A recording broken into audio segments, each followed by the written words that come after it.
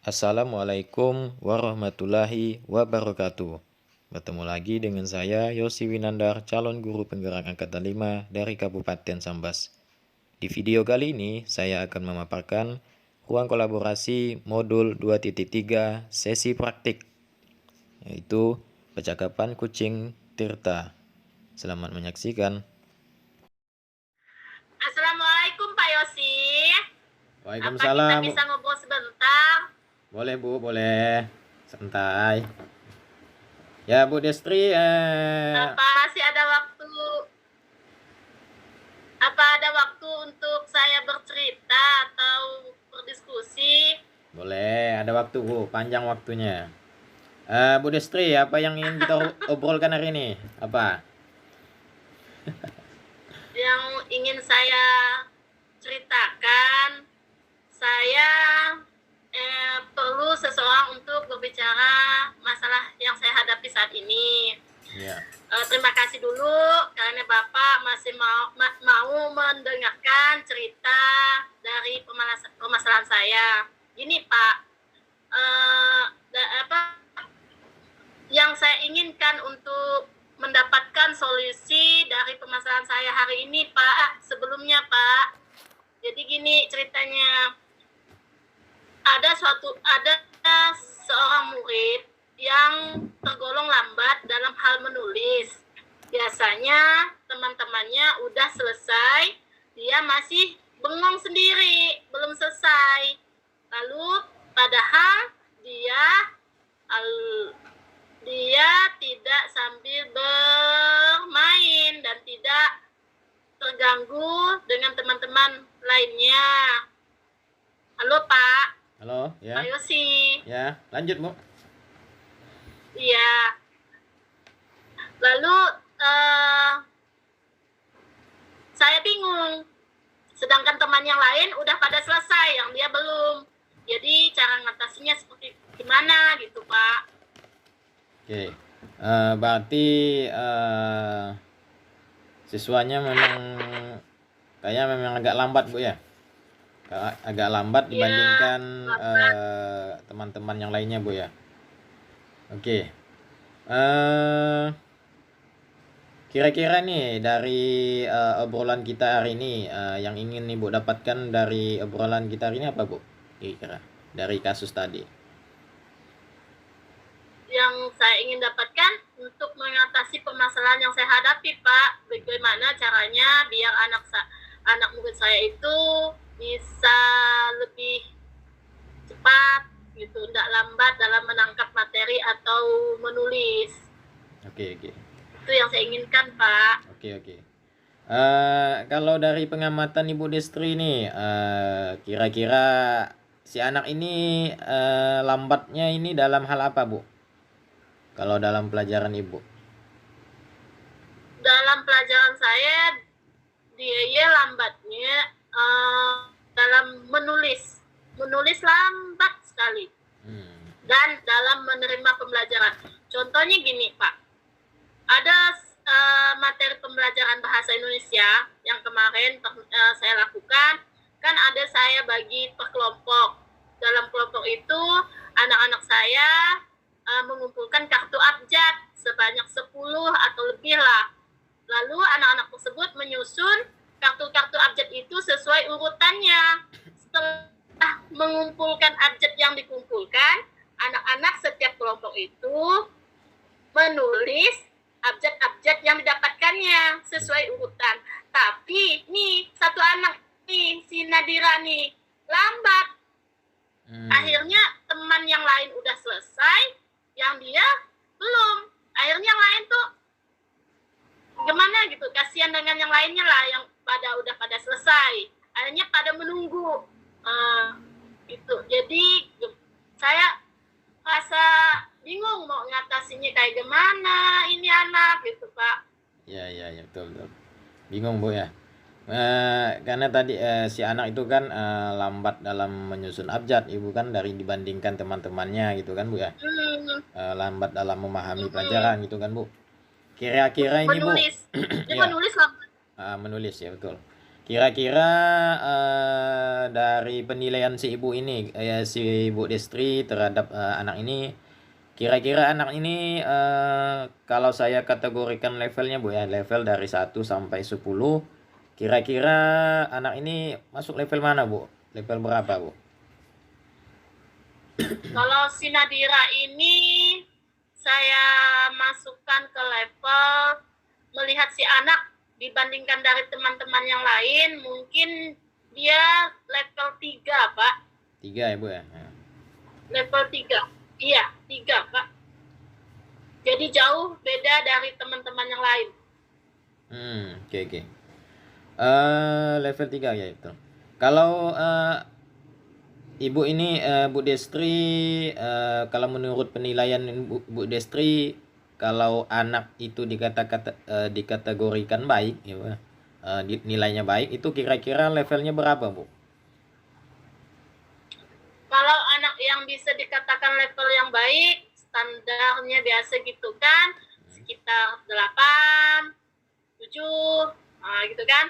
Tapi kalau untuk si Nadira ini, saya tidak bisa menentukan langsung berapa keinginan level yang saya inginkan. Karena kalau saya inginkan, berarti saya memaksakan kehendak saya, tidak menyesuaikan kemampuan anak tersebut, Pak. Jadi yang penting anak ini nih, si Nadira ini dengan ini bisa tanding lah atau sama rata gitu Pak dari teman-temannya, dan lebih biar pelan-pelan agar levelnya bisa terkejar ke 4 atau bisa ke 8 sampai seterusnya untuk mencapai tujuan kita Pak. Oke. Berarti nggak perlu kita paksakan gitu Bu ya. Berarti pelan-pelan. Jadi menurut Ibu nilai yang baik untuk capai si anak ini mungkin nilai 7 atau 8 ya Bu ya. Oke, kalau menurut pengamatan Ibu Bu Destri, kira-kira si anak ini sebaiknya diperlakukan seperti apa Bu agar keterlambatannya bisa diatasi Bu? Kira-kira perlakuannya agar keterlambatan anak ini bisa kita atasi itu bagaimana menurut Ibu?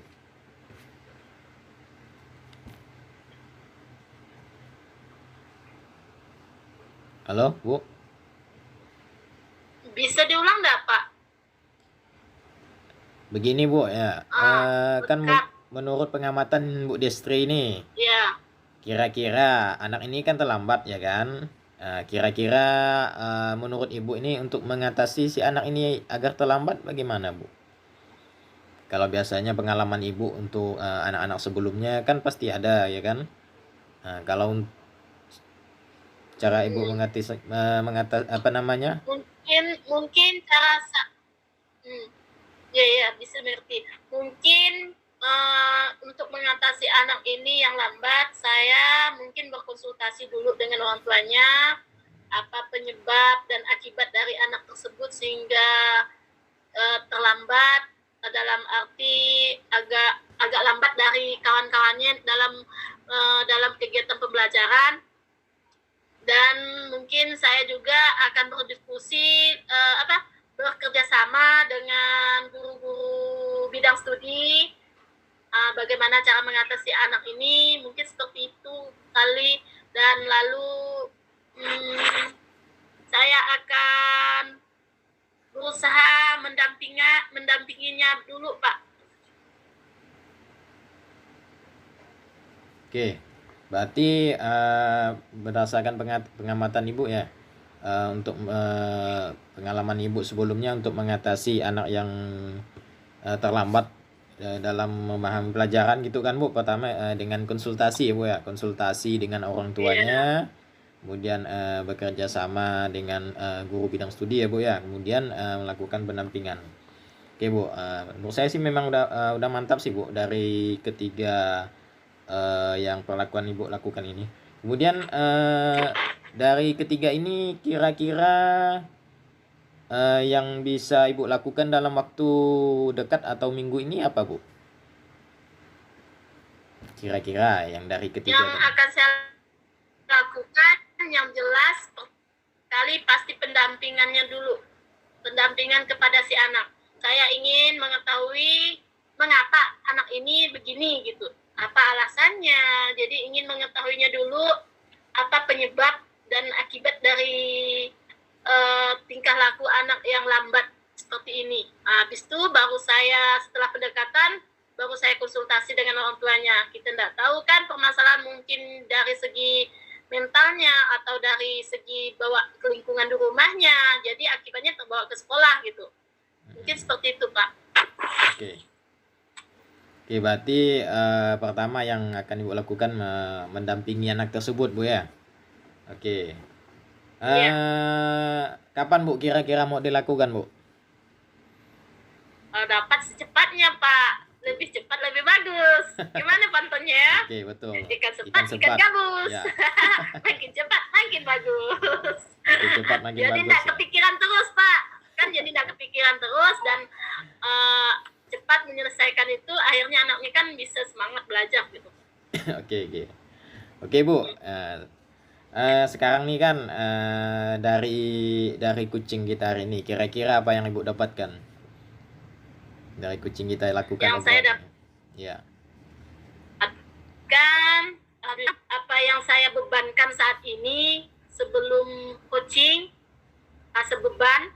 Jadi begitu bercerita dengan Bapak, berdiskusi, hari ini saya mendapatkan motivasi dan dapat masukan, dapat pengajaran, serta dapat wawasan untuk menyelesaikan tanggung jawab saya sebagai guru. Itu tanggung jawab besar tuh, Pak. Tanggung jawab saya untuk mengatasi kasus seperti ini agar bisa mencapai tujuan pembelajaran kita yang jelasnya. Oke Bu ya. Berarti kan solusinya udah dapat tadi kan? Oke Bu, kita di sesi terakhir nih.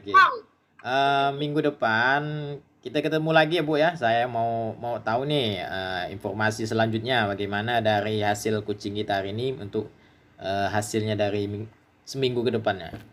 Oke Bu ya. Oke, insyaallah Pak. Mudah-mudahan apa yang saya kerjakan nanti berhasil. Amin. Makasih Pak. Ya Bu, makasih juga. Bisa konsultasi dengan Bapak hari ini, saya rasa terbantu. Makasih Pak. Oke, makasih. Assalamualaikum. Salam.